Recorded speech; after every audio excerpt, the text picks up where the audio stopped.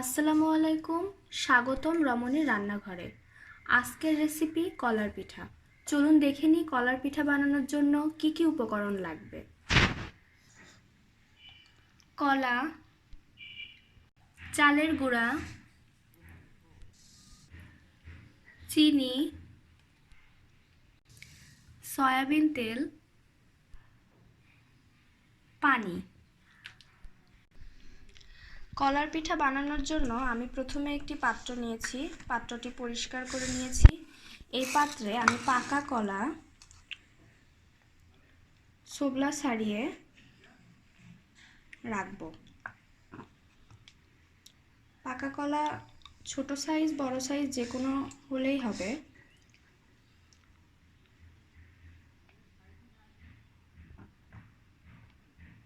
বাড়িতে বানানোর জন্য এটা খুবই ভালো উপকরণ হিসেবে তৈরি। পাকা কলাগুলো এবার চটকে নিতে হবে।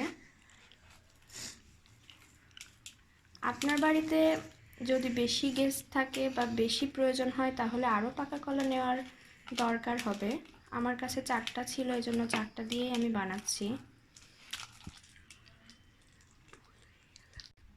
পাকা কলাগুলো চটকানো হয়ে গেছে। এবার আপনি এর ভেতরে চিনি দিতে পারেন। চিনির পরিমাণ বেশি কম এটা আপনার স্বাদ পছন্দ মতো দিবেন। ডায়াবেটিক্স রোগীর জন্য চিনি খুবই খারাপ, এজন্য সেখানে না দিয়ে সুগার ফ্রি দিলে ভালো হয়।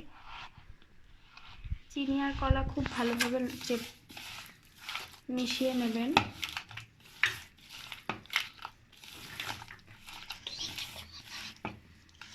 এটা মিষ্টি খাবার বলে বাচ্চারা খেতে খুবই ভালোবাসবে। আর উপকরণগুলো হাতের কাছে থাকায় আপনি চটজলদি এটা রান্না করে ফেলতে পারবেন।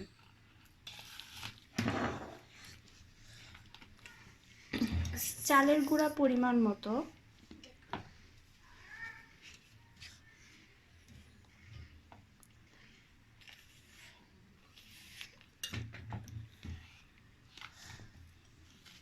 আবার মিশ্রণটি ভালোভাবে মেশাতে হবে।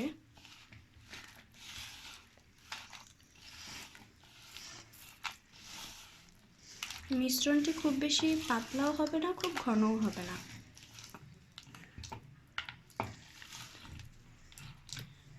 এর ভিতরে আরও একটু চালের গুঁড়া দেওয়ার দরকার হবে বলে আমি দিচ্ছি।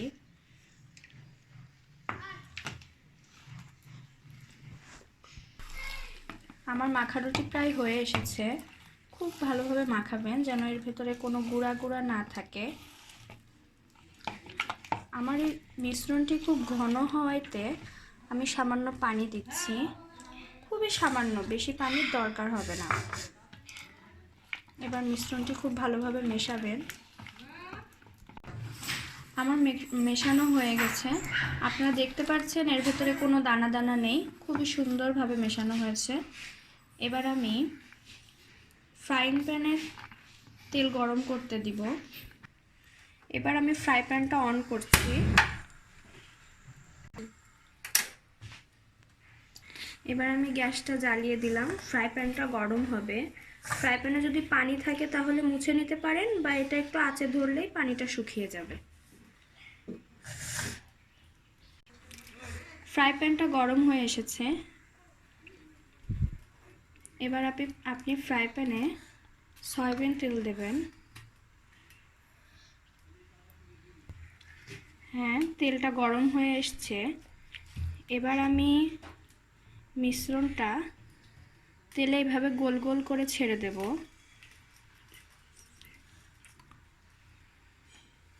একটা ফ্রাই প্যানে যতগুলো ধরে ততগুলোই দিতে পারেন।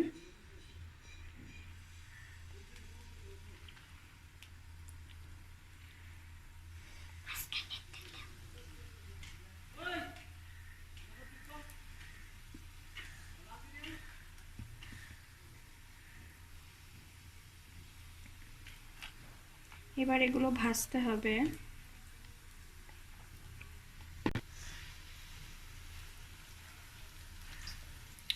সামান্য পরিমাণ আঁচে ভাজবেন।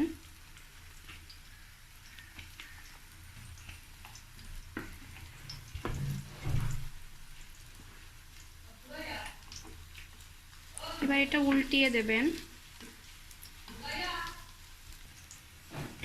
এবার পিঠাগুলো আমি উল্টিয়ে দিচ্ছি।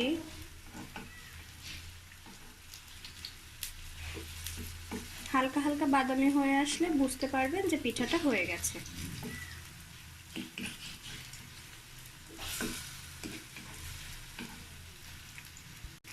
উল্টানোর সাথে সাথে পিঠাগুলো এইভাবে ফুলে গেছে। এপাশ ওপাশ করে ভাজতে হবে।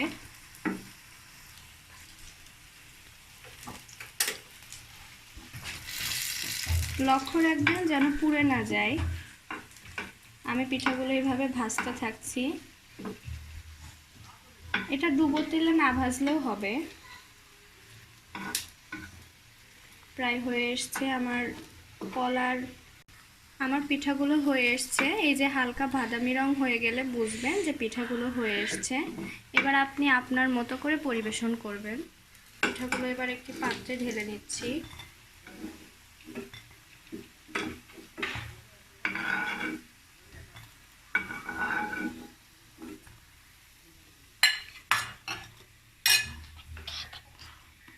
একইভাবে আমি আবার ফ্রাই প্যানে পিঠাগুলো দিচ্ছি। খুব বড়ও দিবেন না, খুব ছোটও হবে না, তাহলে দেখতে সুন্দর লাগবে পিঠাগুলো। মিষ্টি থাকায় বাচ্চারা খুবই পছন্দ করবে পিঠা। আপনি বাড়িতে অবসর সময় বানাতে পারেন।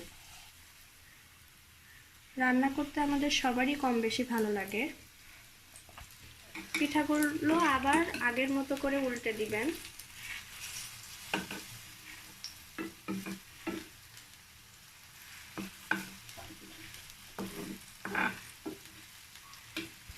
এই যে পিঠাগুলো উল্টানো হয়ে গেছে। পিঠাগুলো এপিস ওপিস করে ভাজলে ভালো হবে। চালের গুঁড়া আছে তো, এই জন্য এপিট ওপিট করে ভেজে নেবেন, তাহলে আর কাঁচা কাঁচা থাকবে না ভেতরে। আমিও সেভাবেই ভেজে নিচ্ছি, তবে পরের দিকে একটু সামান্য আঁচে ভাজলে ভালো হবে। আমার পিঠা ভাজা হয়ে গেছে। এবার আমি পিঠাগুলো আবার পাত্রে তুলে নিচ্ছি। খুব অল্প সময় এটা আপনি তৈরি করতে পারবেন বলে ভালো লাগবে।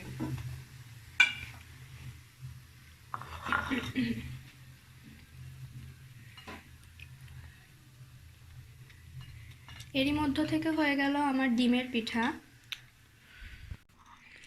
এরই মধ্য থেকে তৈরি হয়ে গেল আমার কলার পিঠা। আপনি এটা বাসায় ট্রাই করবেন, তাহলে অনেক ভালো লাগবে।